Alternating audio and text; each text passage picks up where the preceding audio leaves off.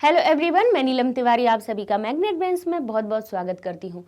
Magnet brains एक ऐसा channel है जहाँ पर आपको 4th क्लास से 12th क्लास तक का सारा स्टडी मटेरियल बिल्कुल फ्री अवेलेबल करवाया जाता है। तो जैसा कि हम अपने सुभाषितानी का कल हमने पाठ जो शुरू किया है पाठ 6, उसके हमने 2 श्लोक पढ़ लिए थे और उसमें भी आने वाले संधि समासिक पद और पर्याय विपर्यायों को हमने पढ़ लिया।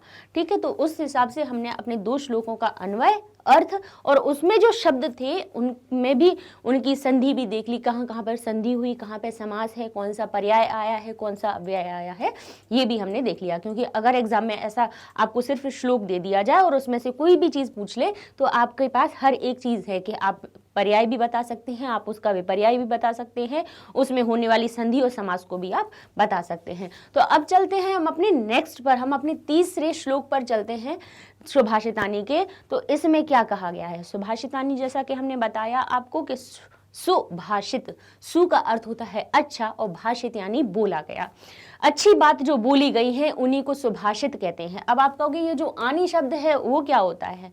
तो फलम फले फलानी आपको पता है कि बहुवचन में नपुंसक लिंग कोई भी वस्तु होती है तो उसका बहुवचन में रूप क्या बनता है? हमारा फलानी की तरह बनता है, पुस्तकानी बनता है, तो जनानी बनता है, हमारा मित्राणी बनता है। तो इसी तरह से ये भाषितानी बन गया। कही गई बातें कैसी? सु यानी अच्छी, अच्छी बातें कही गई जो आपकी नैतिकता के लिए अच्छी हैं, जो आपके जीवन के लिए अच्छी हैं और ज्ञान के बारे में बताया गया। तो अब हम इस श्लोक में पढ़ते हैं कि इसमें किसके बारे में बताया गया है। तो वो कह रहे हैं निमित्तम उद्देश्य ही यह प्रकुप्यति। ठीक है, ध्रुवम स तस्यापगमे प्रसीदति अकारण दुष्मनस्तु यस्य वै कथम जनस्तम परितोषिष्यति। अब क्या बहुत अच्छी बात कह रहे हैं कि निमित्तम उद्देश्य ही यह प्रकुप्यति, यानी किसी निमित्त के, निमित्त का अर्थ होता है कारण। निमित्तम, देखिए निमित्तम अलग कीजिए, उद्देश्य अलग कीजिए। निमित्त के उद्देश्य से यह प्रकुप्यति, जो प्रकुप्यति यानी जो क्रोधित होता है, कुपित होता है, क्रोधित होता है या कुपित होता है, निश्चय ही का अर्थ क्या होता है? निश्चय के अर्थ में आता है। निश्चय ही जो इंसान, आपने देखा होगा कि कई लोगों की, जैसे कई लोग क्या होता है कि किसी कारणवश, किसी कारण से क्रोधित होते हैं। कोई बात हुई और अगर कोई कारण है तो क्या होता है, उस कारण से वो क्रोधित होने लगते हैं। तो यही कह रहे हैं कि निमित्त उद्देश्य यानी कारण के होने पर, कारण के उद्देश्य से, कारण की वजह से। उद्देश्य का अर्थ यह नहीं है कि अपन वो कारण का उद्देश्य बना लिया और उसके हिसाब से हम क्रोध कर, नहीं।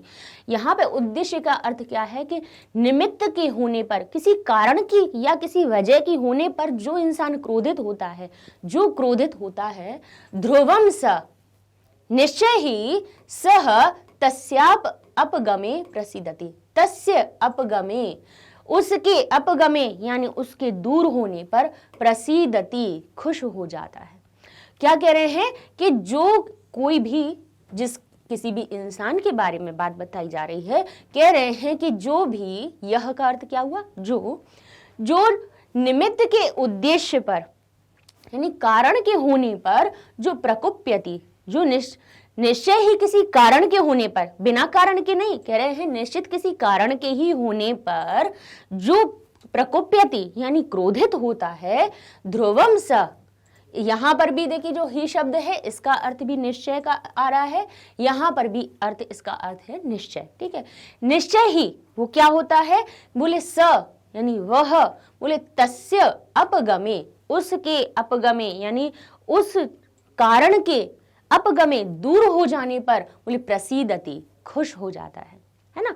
क्योंकि अगर किसी कारण पे वो क्रोधित हो रहा है और अगर उस कारण को हटा दिया जाए, उस कारण को उससे दूर कर दिया जाए, तो वो निश्चय ही खुश हो जाता है, प्रसन्न हो जाता है। ऐसी हर एक इंसान की प्रकृति होती है। हर एक इंसान क्या होता है भाई, क्रोध आता है, क्योंकि ये भाई मानव है, देव तो है नहीं कि जो भाई क्रोधित ना हो। हम खुशी में खुश भी होते हैं, कभी गुस्सा भी होते हैं, दुखी भी होते हैं, ये सभी मानव स्वभाव में है। ठीक है, तो मानव स्वभाव तो ये कहता है कि भाई किसी कारण के होने पर किसी का गुस्सा होना समझ में आता है, किसी कारण के उद्देश्य से ही वो प्रकोपित होता है, और यदि उस कारण को हटा दिया जाए, उस कारण को दूर कर दिया जाए, तस्य अपगमे, किसके, बोले उद्देश्य, यानी वो जो निमित्त के, उसका अर्थ किसके लिए आया है, निमित्त के लिए, कि उस निमित्त, उस कारण के, बोले अपगमे, हट जाने पर प्रसीदति, वो खुश हो जाते हैं, यानी प्रसन्न हो जाते हैं। अब जैसे कोई कारण नहीं है तो फिर कोई गुस्सा नहीं, ठीक है। तो लेकिन अब दूसरी बात क्या कह रहे हैं कि अकारण द्वेष मनः तु यस्य वै, यानी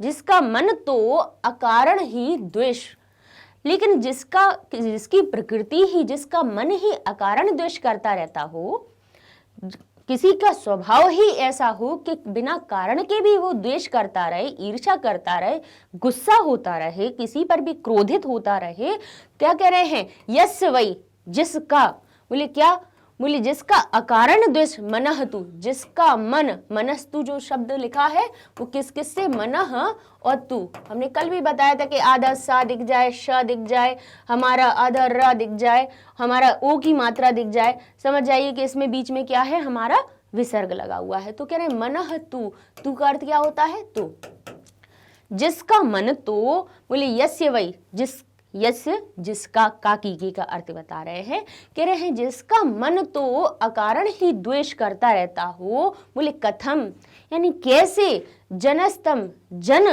बोले परितोषिष्यति, जनस यानी जनस्त, देखिए कैसे, ये जनस्तम भी कैसे बना, जनः तम, यानी लोग, तम यानी उसको, जनस्तम हमने कहा है ना, देखिए आधा सा, वहां पर भी मनस्तु और जनस्तम, यहाँ पे दोनों में विसर्ग संधि में सत्व संधि हुई है, और हमारे विसर्ग के स्थान पे आधा सा आया है। तो अगर इसको हम अलग अलग करें तो क्या हुआ, बोले जनः तम, जन उसको परितोषिष्यति, कैसे उसको परितोष यानी संतुष्ट कर सकेंगे, कैसे कर सकते हैं, नहीं कर सकते, क्योंकि भाई उसका तो स्वभाव ही ऐसा बन चुका है ना, जिसका स्वभाव, जिसका मन कैसा हो, अकारण, बिना कारण के द्वेष करता हो, बिना कारण के क्रोधित होता हो, यस्य वै, यानी जिसका मन तो अकारण ही द्वेष करता हो, तो कथम यानी कैसे, जनस्तम, जन तम यानी उसको, परितोषिष्यति, कैसे उसको परितोष कर सकता है, कैसे उसको संतुष्ट कर सकता है, उसको संतुष्ट करने वाला कोई नहीं है, उसको संतुष्ट सिर्फ वो खुद ही कर सकता है कि जब उस अपने स्वभाव को बदल दे।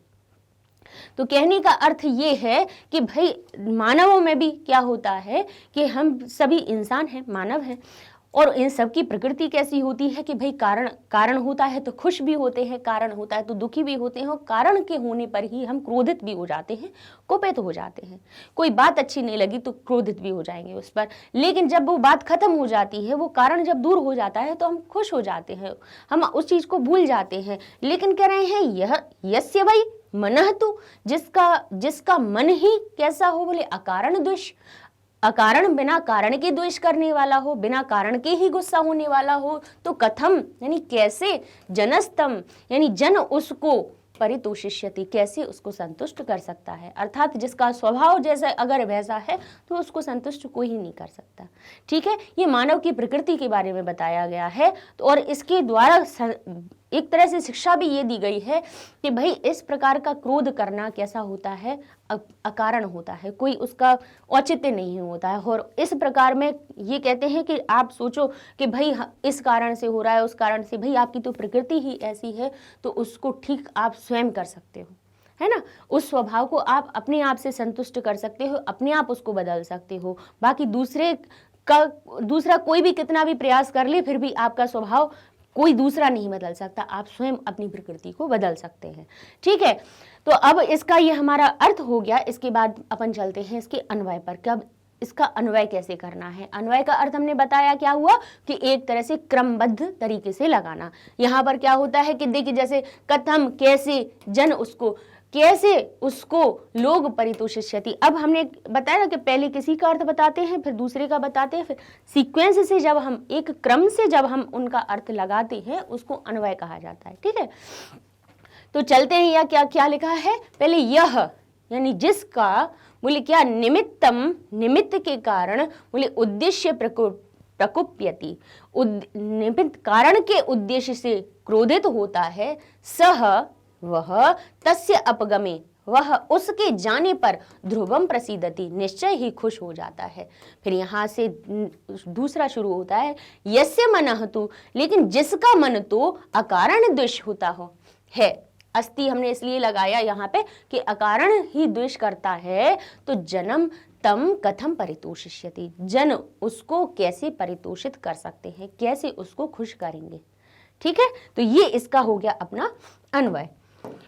ठीक है, अब आगे चलते हैं अब इसके अर्थ पर। तो अर्थ हमने आपको बता ही दिया है, हिंदी में भी अगर लिखने को आए तो आप लिख सकते हैं कि जो कारण को लक्ष्य करके या जो कारण के होने पर, आप इसको और सरल भाषा में लिख सकते हैं कि किसी कारण के होने पर, जो कारण, अब इतना, अब अगर जैसे कठिन भी भाषा नहीं लिख सकते तो आप क्या लिख सकते हैं कि किसी कारण के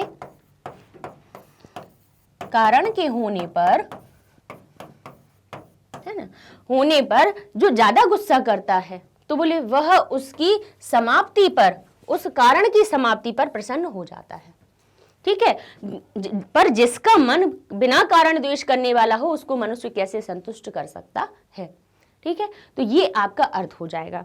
अब हम चलते हैं अपने एक और श्लोक पर। हमने कल भी आपको बताया था कि इसमें 10 श्लोक हैं और उनको हम क्या करेंगे, हर एक वीडियो में 2 श्लोक अपन पूरे करेंगे, 2 श्लोकों के अर्थ और अन्वय करेंगे और उन 2 श्लोकों में आने वाले संधि समास के अपने सारे शब्दों को भी पढ़ लेंगे। तो अब हम आते हैं अपनी 4th पर, अपने 4थे श्लोक पर।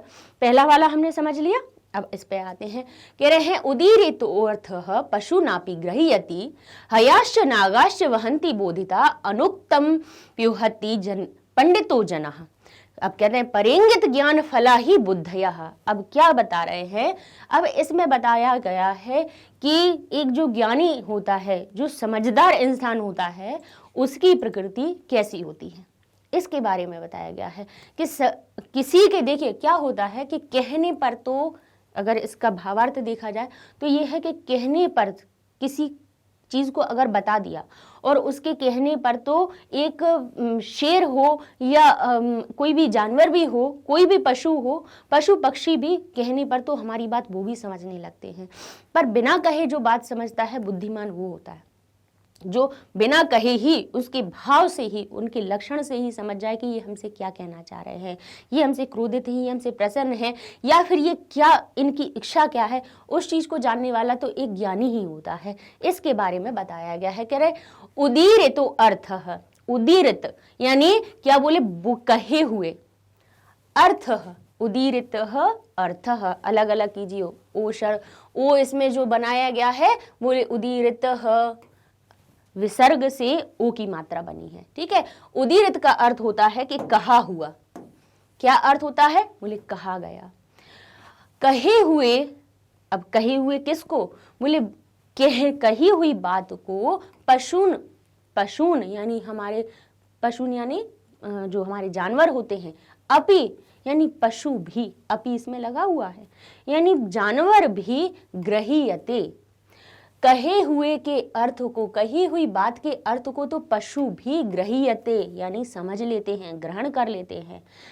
समझ में आ रहा है, जैसे हमारे पास कोई हमारे यहाँ पे पेट रहता है, कोई भी हम जैसे किसी कुत्ते को ही अपने घर में पाल लेते हैं, बिल्ली को भी, किसी जानवर को जब पाल लेते हैं, या फिर आपने देखा होगा सर्कस में कितने बड़े बड़े हमारे पास हम देखते हैं कि शेर भी होता है, हाथी भी होता है, घोड़े भी होते हैं, और वो सब कहने पर, मतलब जो उनको इशारा करता है, समझाता है, तो कहने पर तो वो जानवर भी उस बात को ग्रहण कर लेता है और सीख लेता है। वो कहेंगे उछल जाओ तो वो जंप भी लगा देगा, शेर को हंटर दिखाएगा या कहेगा कि इस पर चेयर पे बैठ जाओ तो शेर जाके चेयर पे भी बैठ जाएगा, रिंग में से भी कूद जाते हैं। तो एक जानवर भी जो होता है, पशु भी जो होता है, तो क्या कह रहे हैं, उदीरित अर्थ, उदीरित कहे गए बात के अर्थ को तो पशून अपि, पशु भी ग्रहीयते समझ लेते हैं। हयाश्च यानी घोड़े, नागाश्च यानी हमारे हाथी, बोले वहंती बोधिता, जानकर, वहंती बोधिता, इस बात को जानकर हाथी और घोड़े भी क्या कर देते हैं, बोले हाथी और घोड़े भी उन काम को करने लगते हैं। वहंती यानी उस काम में क्या हो जाते हैं, उस चीज को करने लगते हैं। बोधित यानी जानकर वो भी उस काम का अनुसरण करने लगते हैं, वो भी उस अर्थ को समझ जाते हैं। बोले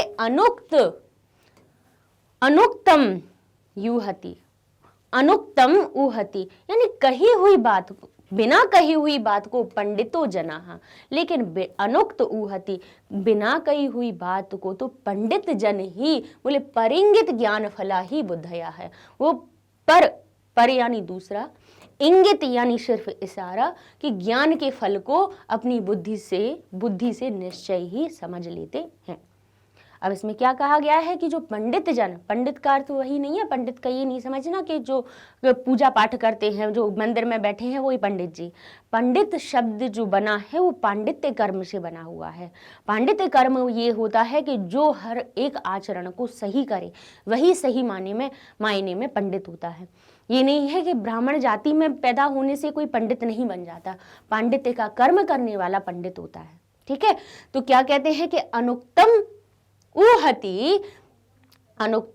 अपि ऊहति पंडितो जनः, यानी उक्त का होता है कहा हुआ, और अनुक्त का अर्थ हुआ है कि बिना कही हुई बात भी, बोले पंडित जन ही बोले क्या करते हैं, बोले पर यानी दूसरों के द्वारा इंगित ज्ञान के फल को ही बुद्धया अपनी बुद्धि से निश्चय समझ लेते हैं। ठीक है, तो जो हमारे समझदार लोग होते हैं, जो ज्ञानी लोग होते हैं, पंडित लोग होते हैं, वो क्या करते हैं, पंडित का अर्थ हमने फिर से बता दिया है कि पंडित का अर्थ उस चीज में आप बिल्कुल मत ले जाइएगा। पंडित हर कोई इंसान होता है जो समझदारी से अपने सही कर्मों को करने वाला, अच्छे कर्मों को करने वाला ही पंडित होता है। ठीक है, तो क्या कह रहे हैं, पंडित जन जो होते हैं वो क्या करते हैं कि बिना कही हुई बात को भी केवल दूसरों के द्वारा कही गई इशारे की बात को भी समझ लेते हैं। कही हुई बात तो पशु भी समझ लेते हैं, लेकिन बिना कही हुई बात को समझने वाला कौन होता है, बोले वही पंडित होता है, वही समझदार होता है, वही कैसा होता है, ज्ञानी होता है। ठीक है, ज्ञान को रखने वाला, यहाँ पे इसलिए पंडित शब्द को कहा गया है। ठीक है, अब ये हमारा क्या हो गया, इसका अर्थ हो गया। अब इसका अन्वय हम कहते हैं तो कि पशुना अपि उदीरति, पशु भी कहे हुए के अर्थ को ग्रह्यति, हया नागाचा बोधिता, और घोड़े और हाथी बोधित यानी जानकर उस बात को उसके ज्ञान से, उस कही हुई बात के ज्ञान से भारम वहंती, यानी उस बात का क्या कहते हैं, बोले भार को भी ढो लेते हैं। अगर उसकी पीठ पर या उस पर कोई भार रख दिया जाए तो उसको भी वहन करके चले जाते हैं। इधर से केवल इधर भार की बात ही नहीं कहेंगे, वहंती एक हम इस इशारे में लेंगे शब्द को कि केवल भार को उठाना ही नहीं, कि हर बात को समझना। ठीक है, हर बात को समझना वहंती में हम उसका प्रयोग करेंगे। तो क्या कह रहे हैं, लेकिन पंडित जनाः अनुक्तम अपि ऊहति बुद्धयः परिंगित ज्ञान फला भवन्ति, यानी पर इंगित, पर यानी दूसरों के द्वारा, इंगित यानी इशारे के ज्ञान के फल को तो पंडित ही समझ सकते हैं। यानी जो बुद्धिमान लोग होते हैं, ज्ञानी जो लोग होते हैं, वो ही इस चीज को समझ लेते हैं, इशारे में ही समझ लेते हैं कि भाई हमारे शिक्षक हैं या हमारे गुरु हैं। एक छात्र जो होता है वो अपने गुरु की इशारे की ही बात को समझ लेता है, और जो मूर्ख होता है उसको तो कह के भी रह जाएंगे, तब भी वो वैसा का वैसा रहेगा, वो नहीं अपनी स्थिति को बदलेगा, है ना। तो यही बात इसमें बताई गई है, हर एक के जीवन के लिए चरितार्थ है ये बात। तो अब इसका अर्थ देख लेते हैं कि पशु भी कही हुई बात को समझ लेते हैं। ये जो ऊपर बताया है वही इसका हमें अर्थ लिखना है कि पशु भी कही हुई बात के अर्थ को ग्रहण कर लिया जाता है पशु के द्वारा भी, और घोड़े और हाथी भी बताई हुई बात को समझ लेते हैं। इन जो बुद्धिमान पुरुष होते हैं, ज्ञानी जन होते हैं, वो क्या कहते हैं कि ना कहे हुए को भी समझ लेते हैं।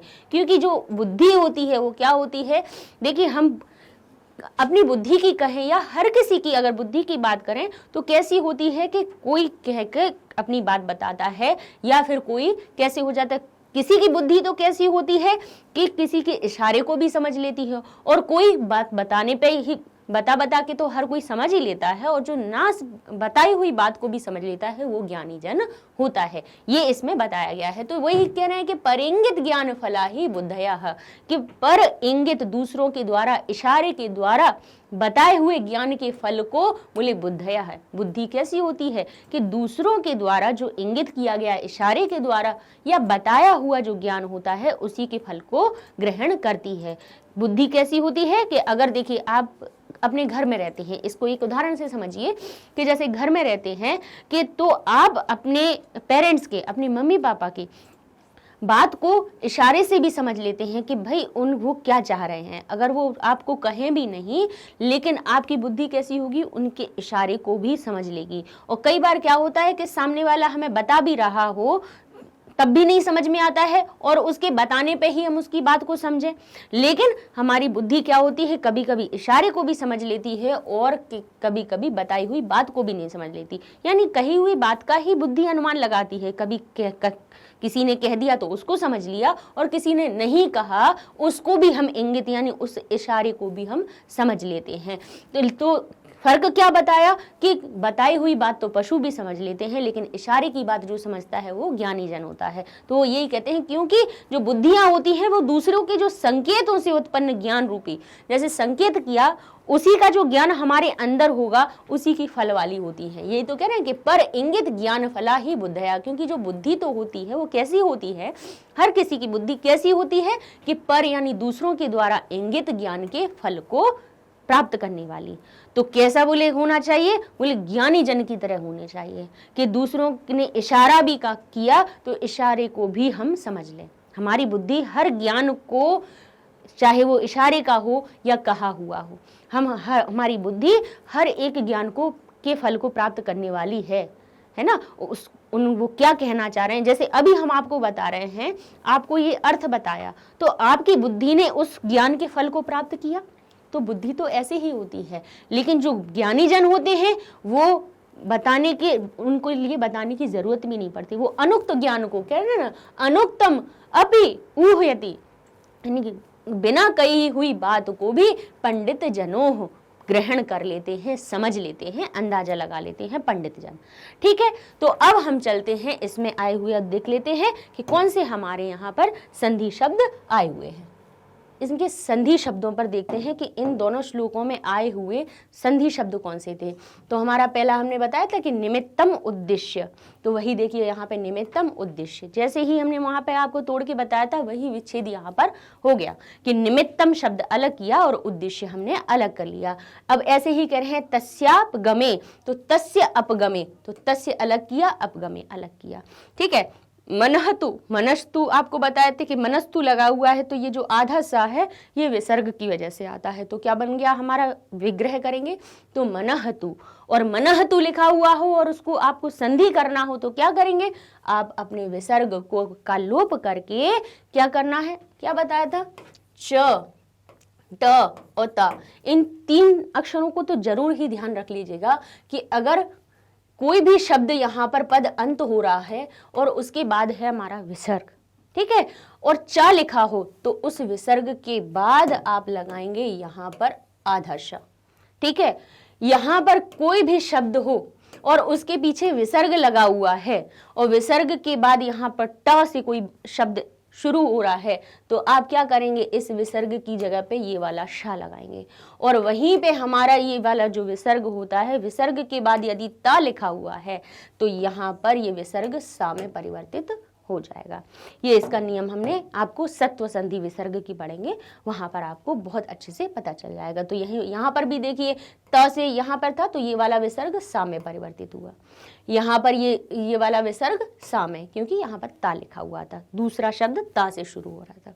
ठीक है, अब कहा उदीरित हो अर्थः, तो उत ईरित अर्थः, इसमें उदीरित अर्थ किससे, उत ईरित और अर्थ से मिलकर बना हुआ है। अब कहेंगे वो जो उदीरित शब्द है तो ता में कैसे परिवर्तित हुआ, तो ये जो हमने जशत्व संधि पढ़ी हुई है, देखिए, और एक हम आपको बार बार हम 10th क्लास वाले बच्चों को स्पेशली इसलिए जशत्व संधि के बारे में ज़्यादा इसलिए बोलते हैं कि जशत्व संधि में से आपके आएंगे जिसमें जशत्तु संधि नहीं लिखी हुई है आपके सिलेबस में। उनने कहा है सिलेबस में, उनने पूरी जशत्तु को ना पूछ के उसमें से सिर्फ क्या पूछ लिया है कि प्रथम वर्ण तृतीय में परिवर्तित कैसे होता है।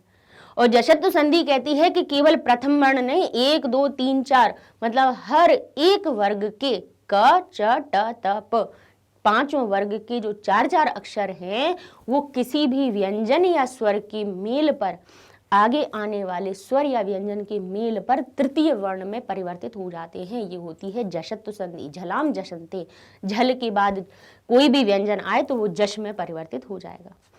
ये आपको, और हम इसीलिए कह रहे हैं कि उसको जरूर आप अच्छे से कर लीजिए। और एक अनुस्वार अनुनासिक सॉरी 1-2 संधियों को जरूर पहले डिटेल में पढ़ लीजिए।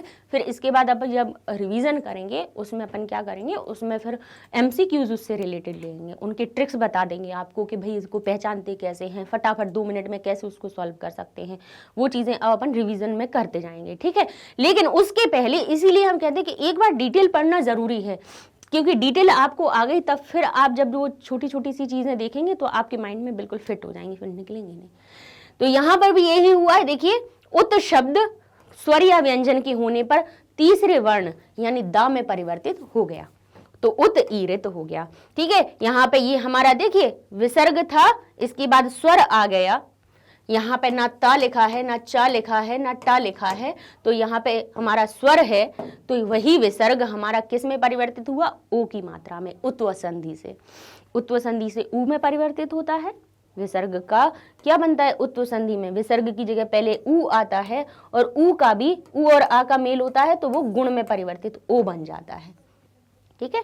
तो उत्व संधि यहाँ पर हुई, तो क्या बन गया, उद दा बना था, ता का पहले बना द, और दा में बड़ी ई की मात्रा लग गई तो हो गया उदी, रितह हो गया। और तह जो शब्द था ता में ओ की मात्रा लगाई, और ये जो कहते हैं, ये आप कहेंगे भाई ये वाला चिन्ह कैसे आया, ये तब आता है कि जब यहाँ पर अ का जो कोई स्वर होता है, अ या आ, छोटा अ या बड़ा आ जब यहाँ पर हो तो हमें क्या करते हैं, उस आ को दर्शाने के लिए ये अवग्रह का चिन्ह हम लगा देते हैं। तो यहाँ पे ये आ गया। अच्छा, इसका काम क्या होता है, इस अवग्रह चिन्ह का काम क्या होता है, क्या जरूरत थी इसकी लगाने की, जब हमें पता है कि गुण संधि में, चलिए ठीक है कि विसर्ग की जगह पे पहले ऊ हो गया और ऊ के बाद अ लिखा हुआ था, इसलिए यहाँ पे ओ की मात्रा हो गई। ये तो समझ गए आप, ठीक है। ये तो आपको समझ में आ गया कि विसर्ग के स्थान पे पहले ऊ हुआ और ऊ का मेल जब अ से हुआ तब वो ओ में परिवर्तित हो गया। तो ठीक है, अर्थ तो अर्थ लिख देते, लेकिन अर्थ आ दिखाने की जरूरत क्या थी, लेकिन आ दिखाने की इसलिए जरूरत होती है क्योंकि ये जो शब्द है ये विग्रह करते समय, विग्रह करने के लिए हमारे पास उपस्थित होता है कि जब आप विग्रह करो तो समझ जाइएगा कि ये जो ओ की मात्रा है इसके बाद आ जरूर है, तभी ये अवग्रह चिन्ह आया है। आ के प्रेजेंस को बताने के लिए, छोटे अ या आ के प्रेजेंस को यानी उसकी उपस्थिति को बताने के लिए अवग्रह चिन्ह बताया जाता है कि जब आप इसको अलग करेंगे तब आप समझ जाएंगे कि यहाँ पे अ लिखा हुआ है, तभी यहाँ पे अवग्रह चिन्ह लिखा हुआ है, ठीक है। तो जहां से अवग्रह आप हटाएंगे उस अवग्रह की जगह पे अ लिख देंगे, ठीक है। तो ये हमारा हो गया, इसका उदीरित हो अर्थ लिखा हुआ था, उसका उत ईरित अर्थ हमने अलग अलग कर दिया, विच्छेद कर दिया। अब ऐसे ही देखिए पशुनापि, तो कहा क्या हमने बताया था, पशुना और अपि। ऐसे हया चह, तो देखिए च आ गया तो कौन सा विसर्ग बन गया, ये श में परिवर्तित हो गया, बन गया। यहाँ पे नागा च, अब यहाँ पे देखिए यहाँ पे नागा च, अब आप कहेंगे यहाँ पे चा जो है यहाँ पे भी श आएगा, ये इसमें मिसप्रिंट हो गया है, नागार्च बता दिया है, ये क्या हो जाएगा हमारा नागाश। फिर से देखिए वही विसर्ग है, यहाँ पे चा आया तो क्या बना हमारा आधर्ष, नागाश्च, ठीक है। इस प्रकार से ये हमारे हो गए इसमें दोनों श्लोकों में आने वाले शब्दों के संधि और उनके विग्रह। आगे देखते हैं कि क्या लिखा है, ये अनुक्तम म्युहति, अनुक्तम अपि ऊहति। अब आप कहेंगे कि मैम आप इसमें ना तो अपि दिख रहा है ना ऊहति दिख रहा है, लेकिन आप ऐसा क्यों कह रहे हो? तो अब हम आपको इसका क्या बताएंगे, इसका विग्रह करके बताएंगे कि यहाँ इसमें अपि कहाँ छुपा हुआ है। हमने अभी वैसे बहुत सारे आपको उदाहरण संधि के बताए हैं, यण संधि के, जिसमें क्या होता है बीच में आधा प और उसके बाद य जरूर दिखेगा कहीं ना कहीं। वहां समझ लीजिएगा कि जो अप्य शब्द है वो हमारा अपि का ही रूप है, जो संधि से प्य शब्द बन गया। अब इसमें क्या लिखा, प्यू हति, आधा पा और या, आधा पा और या जहां दिखे वहां जरूर समझिएगा कि यहाँ पे अपि शब्द छुपा हुआ है, यहाँ पे यण संधि हुई है। तो कैसे ढूंढे, तो अब हम आपको बता देते हैं कि ये देखिए अनुक्तम लिखा, प्यूहति लिखा हमने, अनुक्तम प्यूहति, ठीक है। अब इसको हम सबसे पहले हम क्या कहते हैं कि हमारी जो मूल प्रकृति होती है उसको हमें अलग करना चाहिए विग्रह करते समय। तो इसमें हमारा पहली जो मूल प्रकृति है या मूल हम अपनी धातु कहें या क्रिया कहें वो क्या है, उक्तम। उक्तम का अर्थ होता है कहना या कहा हुआ, कहा गया, ठीक है, कही गई बात। तो अब हमने इसमें से क्या किया, पहले ये जो छोटे ऊ की मात्रा है उसको उसके मूल रूप में निकाला और हमने यहाँ से उक्तम शब्द अलग कर दिया, ठीक है। और उक्तम जो शब्द हम निकालेंगे वो उक्तम नहीं निकालेंगे। अगर ये पूर्ण रूप होता तो ये किसी इसमें यहाँ पे संधि में जुड़ता ही नहीं, इसको हम अलग ही लिख देते। समझ लीजिए कि जो भी प्रकृति निकलती है और उसके बाद में अगर माँ लिखा है तो वो माँ पूरा नहीं निकलेगा, हलंत में निकलेगा। जैसे कि फलम का रूप बनता है, फलम बनता है, पुस्तकम बनता है। कोई भी नपुंसकलिंग शब्द जब एक वचन में निकलता है तो उसका रूप कैसा बनता है, फलम की तरह निकलता है। यानी कि माँ हलंत उसके अंदर से हम विग्रह करते समय अलग करते हैं। तो माँ हलंत अलग कर दिया। अब जैसे ही यहाँ पर हमने माँ को हलंत को अलग किया तो यहाँ पे क्या बचा, इस माँ में से क्या निकला, इसमें से अ निकला, ठीक है। तो आ हमने अलग लिख दिया। क्यों निकला बताइए, क्योंकि हमने आपको बताया है कि कोई भी व्यंजन जब पूर्ण रूप में लिखा हुआ हो और उसमें कोई मात्रा ना हो तब विग्रह करते समय हमेशा उसमें से सदैव आप छोटा अ निकालेंगे, क्योंकि व्यंजन बिना अ की सहायता के, बिना इस स्वर की सहायता के पूर्ण नहीं लिखा जाता है, ठीक है। तो पूर्ण ये लिखा हुआ है, इसमें कोई मात्रा है नहीं है, कोई मात्रा नहीं दिख रही, लेकिन ये पूर्ण दिख रहा है। अर्थात इसके अंदर जब इसको हलंत से आधा निकाला तो इसका निकला क्या बाद में, इसमें से बाद में से अ बाहर निकला। अब इसके बाद आया हमारा प्या, लिख दीजिए, यू हति लिख दीजिए, ठीक है। अब इसमें जो दूसरी प्रकृति है, दूसरी जो प्रकृति एक हमने उक्तम निकाली और एक निकाल दी है ये ऊहति। क्या निकली है, ऊहति। तो यहाँ से ऊ निकाल लीजिए और हति निकाल दीजिए, ऊहति निकल गया। अब हमारे पास क्या क्या बचा, अब हम देखें तो यहाँ पर हमारे पास पहले क्या निकला है, यहाँ से जो ऊ निकला उक्तम अलग किया तो यहाँ क्या बचा हमारा, अन। अब आप कहेंगे ये ना में हलंत कहाँ से आया, क्योंकि जैसे ही किसी व्यंजन में से स्वर अलग होता है वैसे ही वो आधा रह जाता है। बिना स्वर के कोई भी व्यंजन पूरा नहीं होता, ये समझाया है आपको। तो जैसे ही ऊ बाहर निकला ये अन हो गया, अन अलग हो गया, उक्तम अलग हो गया, ऊहति अलग कर दिया। तो अभी यहाँ पे क्या बचा, अप्य, इतना सा बचा हुआ है। तो हम फिर से इसी को ऐसे ही लिख देंगे, ये अन लिख देंगे, ये हमारा उक्तम लिख देंगे और यहाँ पे हम लिखेंगे ये आधा प और आधा या, आधा या। अब ये पूरा नहीं है क्योंकि इसमें से अगर हम ऐसा भी करें तो ऐसे भी लिख सकते हैं कि ये ऊ बाहर निकला तो आधा या रह गया। अब यण संधि का नियम यहाँ लग जाएगा कि ये जो आधा या है, कहीं भी आपको विग्रह में आपको आधा या दिखे और उसके बाद कोई दूसरा स्वर लिखा हो ई को छोड़कर, या दिखे और यहाँ पर आपको ई ना दिखे तो समझ लीजिए कि इसका परिवर्तन ई के रूप में होना है। तो अ के साथ में आपको पता है कि आधा पा लगा है तो ये जो ई बनेगी, या की जगह पे ई बनेगी तो छोटी ई बनेगी या बड़ी ई बनेगी, इसमें लगेगी छोटी ई। तो हमारा ये जो या है उसमें छोटी ई की मात्रा में परिवर्तित होके ये बना देगा अपि, क्या बना देगा, अपि। तो ये जब हमारा विग्रह होगा तो क्या बनेगा, ये बन जाएगा हमारा अन उक्तम अपि ऊहति। इसमें अन इसमें उपसर्ग हो गया, अपि इसमें अव्यय हो गया। ठीक है। तो इस प्रकार से ये विग्रह हो गया। एक ये शब्द देखिए 4 हमारे अलग अलग शब्दों से मिलकर बना। विग्रह करना पूछ सकते हैं, इसलिए आपको इस चीज का पता होना चाहिए, ठीक है। अब ऐसे ही पंडितो जनः, तो पंडित ओ की मात्रा दिखी बीच में, तो पंडितः और जनः ओ की मात्रा उत्व संधि से बन जाती है। तो पंडितः ओ की मात्रा को विसर्ग में परिवर्तित किया और जनः लिख दिया। अब ऐसे ही देखिए परिंगित ज्ञान फलः, तो पर दूसरा हो गया। अब इसमें आप कहेंगे ए की मात्रा ई में परिवर्तित कैसे हुई, देख लीजिए, इसको भी बता देते हैं। यहाँ पे सब स्वर संधि के नियम लग रहे हैं, ठीक है। ज्यादातर यहाँ पे कौन सी आ रही हैं, हमारी स्वर संधि के नियम। तो इसीलिए हमने आपको कहा था कि आप एक बार जब भी आपको टाइम मिले तब स्वर संधि को जरूर देखते जाइए। जब भी, भले ही बच्चे कह रहे थे कि मैम उसमें नहीं आना है, सिलेबस में नहीं आना है, लेकिन वो रिड्यूस आपकी सिर्फ संधि के ग्रामर के पोर्शन में से रिड्यूस किया गया है। यहाँ पे आपको कौन सी संधि की विग्रह आ जाए आपको नहीं पता है, कौन सी संधि करना आ जाए आपको नहीं पता, इसलिए स्वर संधि का तो ज्ञान हमें होना ही चाहिए, ठीक है। तो ये क्या हुआ हमारा परिंगित ज्ञान फलः। तो जो पर शब्द हमने जैसे ही निकाला, यहाँ पे पर शब्द बाहर निकाला, तो पर के बाद ये हमारा क्या बचता है, इंगित, और ये हमारा हो गया ज्ञान, और ये हो गया हमारा फला, ठीक है, ज्ञान फला।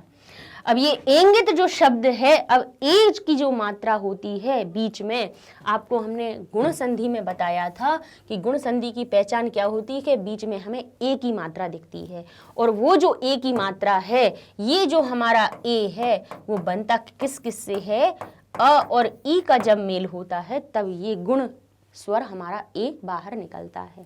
ऐसे ही ओ की मात्रा में भी आपको बताया था कि ओ की मात्रा में जब अ का मेल ऊ से होता है तो बीच में हमें ओ की मात्रा प्राप्त होती है। जब अ का मेल ई से होता है तब ए की मात्रा निकलती है।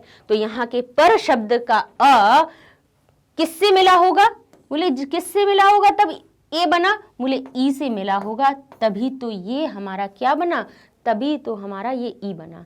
तो जैसे ही ई बना तो वो क्या हो गया, बोले पर इंगित ज्ञान फला, ठीक है। तो ए की मात्रा को कैसे तोड़ा, बोले र का अ और ई मिलके जब संधि हुआ तब ये ई की मात्रा ए में परिवर्तित हो गई और पर इंगित ज्ञान फला संधि के रूप में लिखा। तो ये हमारी हो गई यहाँ पर संधि विग्रह, ठीक है। अब इसमें आने वाले कुछ हम और प्रकृति प्रत्यय देख लेते हैं कि कौन कौन से प्रकृति प्रत्यय लगे हुए हैं। तो उद्देश्य शब्द में हमने कहा है या, जैसे ही पीछे देखे समझ जाइए उसमें ल्यप प्रत्यय है। उत उसमें उपसर्ग आया, दिश धातु आई और ल्यप उसमें प्रत्यय लगा दिया। बुध धातु में बुध धातु, बोधिता में बुध धातु है और इक्त प्रत्यय है, ठीक है। ऐसे ही ईरित में इर इसकी हमारी धातु है और इक्त प्रत्यय है, जिसमें ता शब्द दिख जाए पीछे समझ जाइए कि इसमें इक्त प्रत्यय है। ऐसे ही उक्तम में इसको फलम की तरह रूप बना दिया लेकिन आ तो रहा है उक्त, तो वच धातु हमारी किसमें, इक्त प्रत्यय से बन गई ही उक्त, ठीक है। तो ये हमारा, अब आप ये भी एक चीज मन में आ सकती है आपको कि ये वच धातु है और इसमें उक्त कैसे हुआ। तो ध्यान कर लीजिए ये कौन से हमारा हो सकता है, ऊ का वा कहाँ बनता है हमारा, ये कौन सी यण संधि में ऊ का वा बन जाता है, ई का क्या बनता है, या बनता है, ऊ का वा बनता है। तो अब ये तो बहुत मतलब बहुत अंदर की डीप उसमें चीज़ें हैं, लेकिन फिर भी आप ये मत समझिएगा कि ये वच आ रहा है तो ये कहाँ से आ रहा है। भाई इसके लिए भी कई संस्कृत में जब नियम लगते हैं तब ये वच धातु का चा का भी लोप हो जाता है और वो क्या बन जाता है, क बन जाता है, और का के बाद ये व ऊ में परिवर्तित हो जाता है और इक्त प्रत्यय लगा और तो उसमें ता बन शेष रह गया। तो बताने वाली बात है।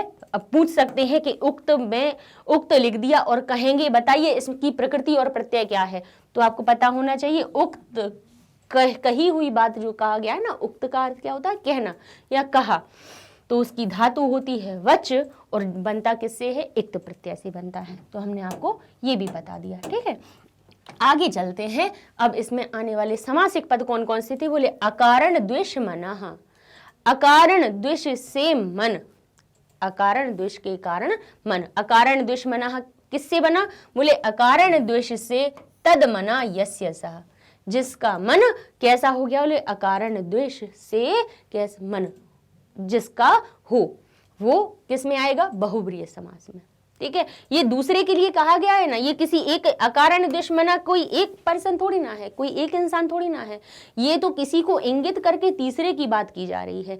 जहां तीसरे की बात हो कि परिंगित मनः, या कहें कि ज्ञानी मनः, यानी ज्ञान के साथ में होने वाला मन, या ज्ञान रूपी या ज्ञान को प्राप्त करने वाला मन, तो वो किसका हो सकता है, जिस तीसरे की बात हो रही है। इसलिए यहाँ पे कौन सा है, बहुब्रीहि समास।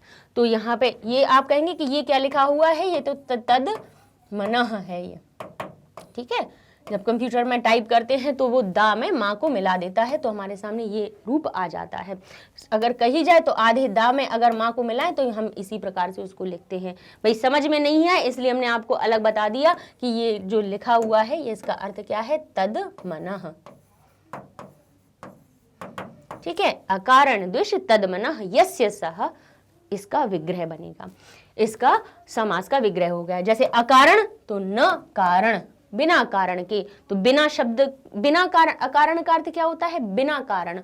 और बिना शब्द हमने बताया था कि नए तत्पुरुष जो समास होता है उसमें न अ को हटा के ना लगा देते हैं, अ को हटा के ना लगा देते हैं, और जहां पे ना लगाते हैं अ क्या कर देता है, जिसका विपरीत अर्थ बता दे, कि जैसे कारण और अकारण।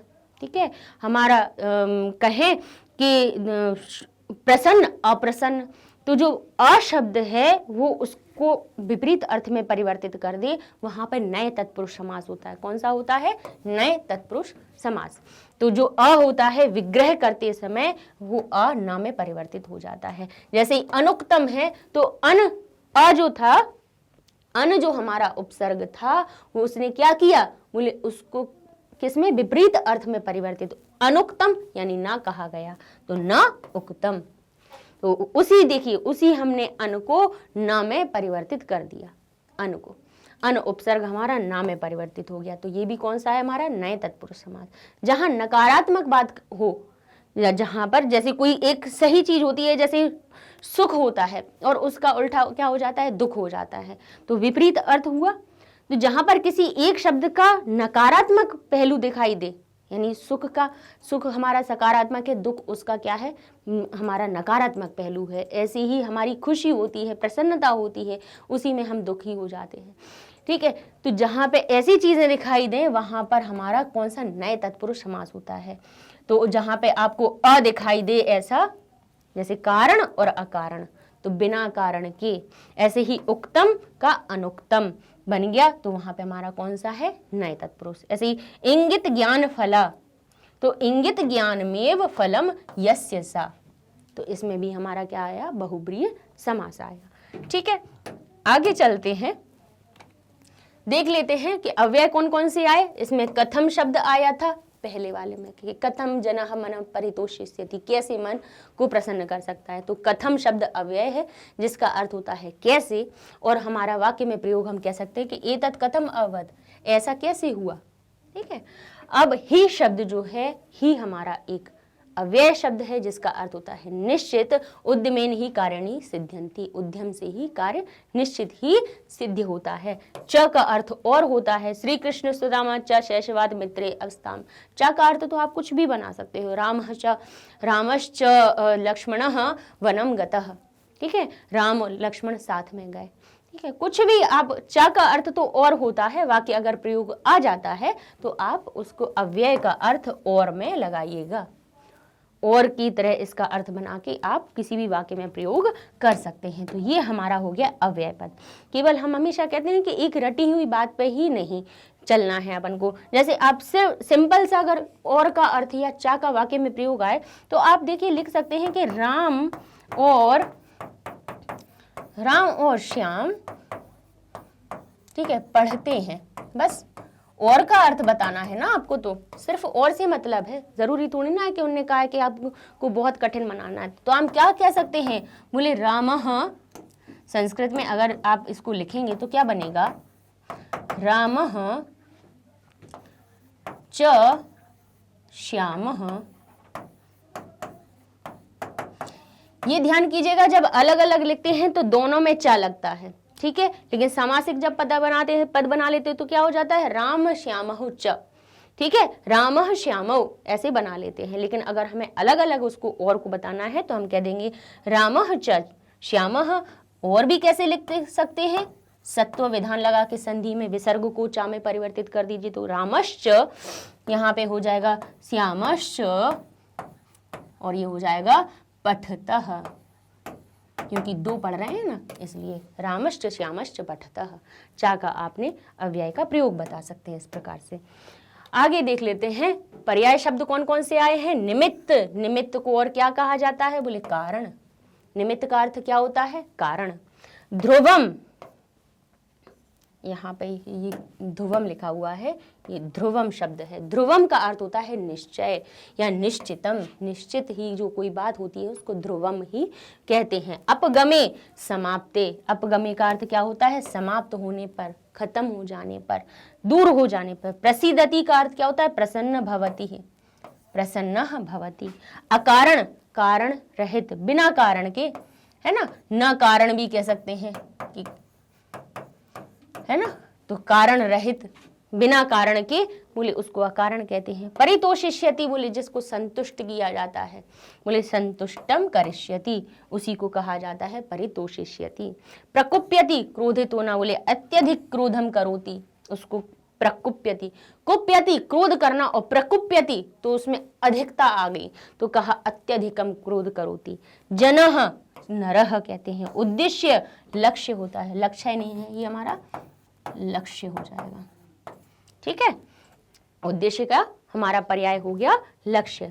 आगे देख लेते हैं और कौन से, बोले ईरित को क्या कहा जाता है, ईरित लिखा हुआ था उसमें तो उदीरित, उदीरित लिखा होता तो उत ईरित लिखवाया बताया था आपको, तो उसका अर्थ होता है कथित, वही कहना या कहा हुआ। पंडित को क्या कहा जाता है, विद्वान और बुद्धिमान भी कहा जाता है। इंगित का अर्थ क्या होता है, संकेत। पशुना को क्या कहा जाता है, जानवरेण भी कहा जाता है।